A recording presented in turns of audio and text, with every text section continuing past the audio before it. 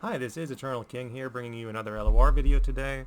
And guess what? I've got some very exciting news. We have proper Eternal stats, finally. So if you go to Runeterra AR and you go to their stats section, they do have proper stats for a great number of decks in Eternal Ranked. So let's go through all of them. First one up is 70% win rate, and it is Eddie Elise. So for those that don't know, Elise tends to fit into one deck very specifically, which is essentially a board spammy self-sacrifice shell where you're trying to make a very large overwhelm unit by killing your own cards. So it's a They Who Endure deck. They Who Endure is a card that has existed since vanilla, and it says that when I'm summoned, grant me 1/1 for each ally that has died. So typically speaking, there is always at least one They Who Endure deck in LOR that is meta.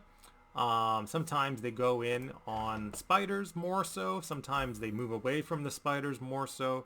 Doesn't really matter. The point is that it is a They Who Endure deck, sitting at 70% right now. So probably the top off-meta pick if you want to do well. The play rate's not very high. It's basically non-existent. But in terms of a pure win rate, if you want to run They Who Endure, it should basically autopilot itself. You just spam the board, kill your own stuff, and then play a big overwhelm unit. The second best deck is the one that I use to reach top 100, which is Meta Ziggs Poppy. So Meta Ziggs Poppy is a great aggro list.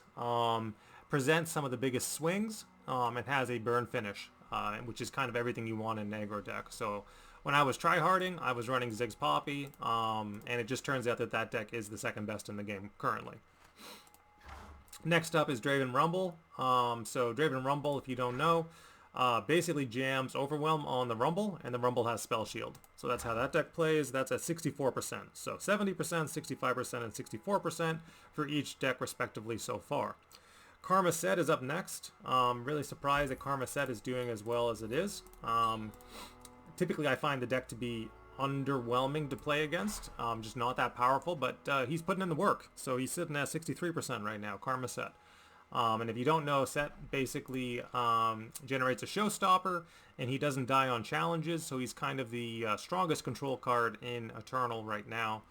And again, Karma duplicates your spells, which makes it easier to get more showstoppers. So again, the combo there is pretty straightforward. Ezreal Seraphine. So there's an Ezreal Seraphine ping pile. Basically, it's Bandle City Piltover. And you just keep spamming pings until the Ezreal flips and you can get lethal, basically. And you play the Seraphine to generate more pings. So that's how that deck runs. It's at 63%. Big surprise here, Nightfall. So Nightfall is currently sitting at 63% as well. And it is thanks to the new variety cards. So I talked before about how the new variety card is 0 mana. And it allows you to activate Nightfall more consistently, and how that's really powerful for that deck. So here we see the actual statistics of a variety card having a huge impact on a deck, and yeah, it is 63% Nightfall. I saw Grappler playing this exact list on his channel before he kind of gave up on LOR. Well, he takes breaks. I'm hoping that Grappler hasn't given up on LOR, because Sunny, I think, thanks to our channel, has kind of revitalized his interest in Eternal as a format, and I'm hoping that I can have that effect on other people as well, because Eternal is where it's at right now. If you want like old school, diverse, amazing LOR, it's really the way to play. 61% is Auction Eddy. So for those that don't know, I have a video on my channel talking about Auction Eddy, why it's such a good deck. Essentially, it's Auction into Strike Spam into Tempo 6 drop, and that's how that deck plays. It's sitting at 61%. Next deck that's doing very, very well, and I did see this listed on Runeterra AR previously when someone said they did really well with it, and it is Bandletree. So Bandletree is apparently one of the best kind of off-meta win cons right now to be running. Of course, if these stats become ubiquitous and people start playing the best decks, if the play rates match the win rates, all of a sudden it'll become meta again. But it is Bandletree. So it's basically a Bandletree control deck. So it does the same thing that kind of Nora Swain used to do, but with a lot of pings and control cards. But then it has that late game win con of Bandletree OTKing the opponent. Trundle set. So instead of Karma set, it's Trundle set, and it's basically you ramp into big set plays. So it's basically set ramp. And again, this deck's doing very well at 61%. Temple, good old Temple. Everyone loves Temple. Is currently at 60%. So Temple's not even one of the best decks right now, which is interesting. In terms of pure win rate, but I think it's played quite a bit, and it is a good deck. Like, don't get me wrong. So, you know, auto level TF or Temple, however you want to refer to that deck, is doing very well right now at 60%. Thresh Nasus is at 59%. So Thresh Nasus being a deck that basically functions similar to the top Eddie Elise deck, but instead you're going in more for champ synergies, right? Your Thresh is tutoring out your big Nasus, and then Nasus is getting Atrocity'd into face, and that's how that deck plays. I would prefer it over, say, if I was going to play one of these decks, because they're both very similar. You're both self-sacrificing. If I was to play one, I would play Thresh Nasus probably over Eddie Elise. But that's just my play style. If you're a non-committal standard player, I think the Eddie Elise will be better for you.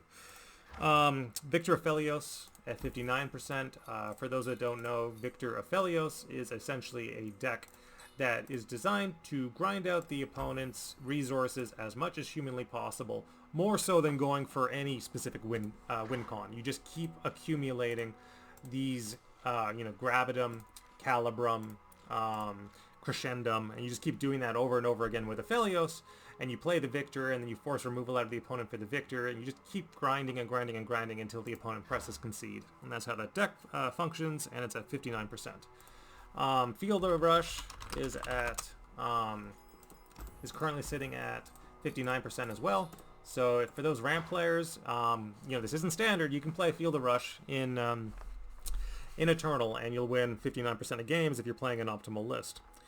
For those people who do love standard decks and just want to play the exact same thing that they play in standard, you can play Morgana. So you can play Eddie Morgana Galio, which is the kind of mid-rangey tempo three-way split. You're free to play that if you want to. It's currently winning 59% of games and should be very easy to pilot.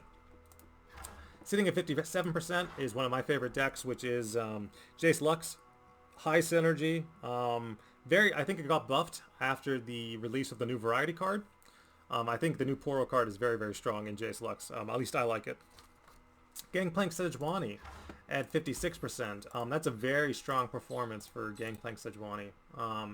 This is a mid-range deck that has existed since, the stars rolled, since, it's basically existed since Rising Tides, the first expansion ever for LOR. So again, 56% if you want to play some good old Gangplank Sejuani. Akshan Undir. So Undir, thanks to the new variety card, is sitting at 56% in Eternal right now. So that's a great performance for Undir. I've also played Victor Undir. I think that's also very viable. But if you prefer Akshan Undir, go ahead, because that's going to give you more strike spam. That's probably the more competitive version. Ken and Nahiri. That's a deck you don't hear about very often. Good old Ken and Nahiri. That's sitting at 55%. So those that don't know, you bounce the Kennen a bunch of times, and he just keeps casting his signature spell, Mark of the Storm, over and over again until the opponent concedes out of irritation. Lucian Hecarim. This is an old school deck that I've definitely played before. It's never been meta, but it's hard listed now, and it's quite good. So for those that don't know, Lucian Hecarim plays for the landmark. Because again, this is like something I think the first person ever I remember seeing running this deck was Mogwai. So like, if you want to call this a Mogwai deck, go for it. So it is Grand Plaza taking advantage of ephemeral spam, and then every single card of yours that you summon that is an ephemeral will then drag and challenge things, and that's how that deck plays. It's like a mid-rangey control kind of style. It's quite fun. 54% Taric Poppy. I don't like this deck personally, but it is Taric rally spam, so for those that are interested in playing that deck, you can absolutely play it still. And you slam the rally on Taric, and then you double the rally, and then it's, good stuff happens basically. 53% is kind of the Ionia control lists. So Lee Sin is currently sitting at 53%. So if you want to OTK with Lee Sin, you can. It's very playable. And then the other one, of course, being Rise. So Rise is also very, very playable. He's not actually an Ionia card, but I usually consider him to be an Ionia card because that's how he gets played every single time. So those are both at 53%. Yeti Tribal. This was a coincidence because I had just provided a list for Yeti Tribal recently, and I was joking about like, oh, this is me not even trying to build a deck at this point. And I look now, and apparently Yeti Tribal is legitimately at 53% in Eternal, so pretty amusing. And then the big losers are currently Swain Nora down to 51%. So if you don't know, Swain Nora was, this is a Majin Bay deck that, you know, is kind of playing for the portals. You trade the portals in, and then you cash out with Phlox, and then eventually you play Swain and Boat and win the game. That's only at 51% right now. The other big surprise here is Azir Aurelia.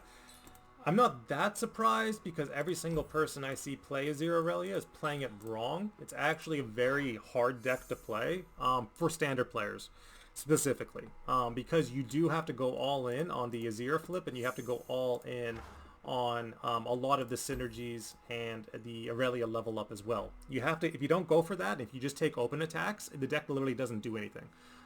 You have to go for the value where you can find it.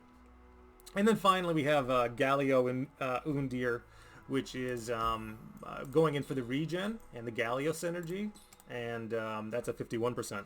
So that's a good number of lists that we've covered right there. I would call that almost like 20 valid Eternal decks that are above a 50% win rate currently in this format. So that's very comprehensive, the statistics. And if you want to be as good at the game as I am, you can also try running some of my lists, which again are not approved by, you know, Runeterra AR in terms of stats. And I think, you know, would be hard to pilot for a lot of people. I can't imagine anyone winning like over and over and over again with something like Darius Overwhelm.